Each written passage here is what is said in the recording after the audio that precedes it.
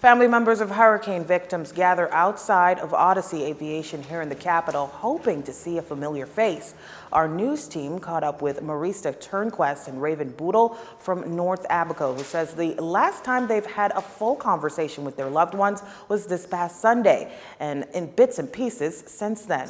There hasn't been much communication with North Abaco outside of our family friend that had the satellite phone that was able to get 15 to 30-second calls out to his sister, who wasn't in the Bahamas at all. She was in St. Thomas, and she was able to communicate information back to me, and that's the only way that we've been able to find out how they were doing. We only got a safe list for generally who we knew who was okay, and this morning at about 2-3 a.m. Miss Boodle, who's waiting to hear from her mom, aunt, grandmother, uncles, and close friends, tells us this experience has been nerve-wracking for her. To see what the photos and videos coming out of there and to see the messages of people calling for help, the last thing I heard was my god sister, who was with my mom in our house in Treasure Key, saying, "Send help, please." And when I asked if there was anyone injured, she said no, but that was it. So you don't know from there, did they get out? Were they able to find shelter? Has anyone been injured since then? I mean, there have been reports of people in Treasure Key being injured, so that was just, it's unexplainable, the kind of anxiety that brings upon you. People talk about don't go to the worst case scenario, and when you lose communication with people and the only imagery that is coming out is negative, the only communication that is coming out are words like devastation and total destruction, it's very hard for you to, sit by and just wait and be hopeful. So we're out here because we've done what we could to mobilize and utilize all of the available resources we have to get our family members home, and we're not going to rest until we do get our family members home. It's just as simple as that.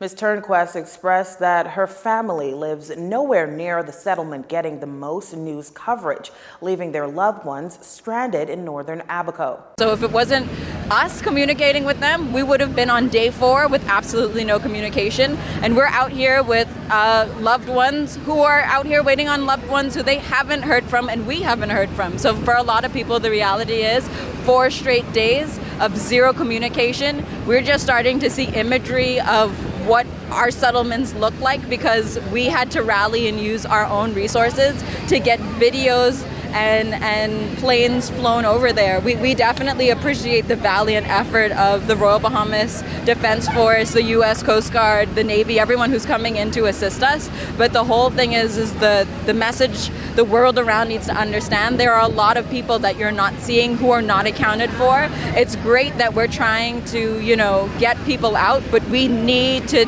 definitely expedite the process because a timeline of next week means life or death for a lot of people. We're getting messages this morning that says we have enough antibiotics and penicillin to last us until tomorrow.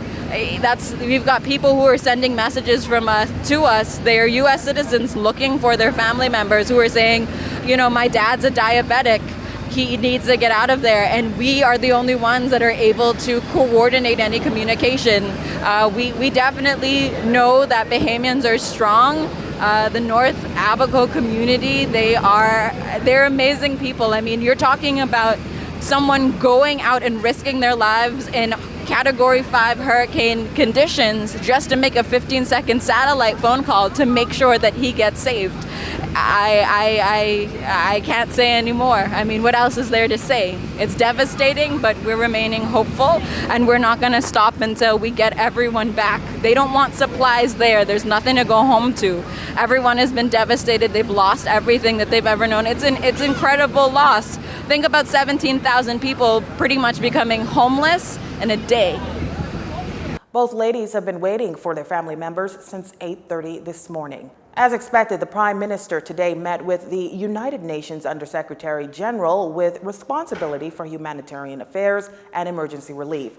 That meeting took place at Cabinet Office this afternoon. The Prime Minister indicated that last evening he was to speak with Canadian Prime Minister Justin Trudeau this morning. Come Thursday, the Secretary General as well as the Chairman of CARICOM along with the Prime Minister of Barbados will visit the Bahamas.